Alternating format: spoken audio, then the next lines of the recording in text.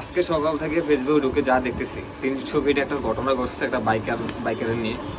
আচ্ছা, ডাকাতির ঘটনাটা, যেটা বিষয়টা হচ্ছে এই ঘটনা ঘটছে হলো গতকালকে রাতে 300 ফিটে।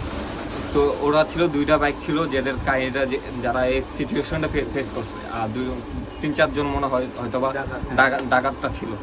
তো বর্তমানে এই দেশে যা চলতেছে ওগুলো অ্যাভেলেবেল দেখতেছি, কিন্তু কালকে বিষয়টা দেখে এই ভিডিওটা তো অনেক প্রচুর ভাইরাল হয়েছে। আমি আজকে সকাল থেকে ভিডিওটা দেখতেছি, আর ফেসবুকে ঢুকলেই এই ভিডিওটা আসে আর আসে। আর যে ভাইটার উপরে আক্রমণ করছে তার মাথায় হেলমেট ছিল, হেলমেট না থাকলে তো পুরোই জায়গা ডেড হয়ে যেত। আর ওনাদেরকে অনেক পাইছে।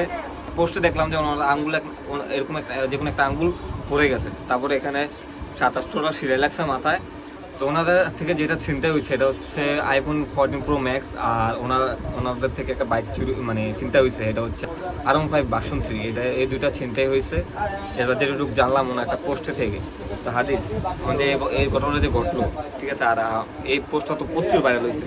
তোমার কাছে কেমন লাগতেছে তোমার ব্যক্তিগতভাবে বিষয়টা খারাপ লাগছে যে দেশে এরকম অবস্থা, এটা খারাপ লাগার বিষয়। তো দেশে এরকম আর কতদিন চলবে জানি না।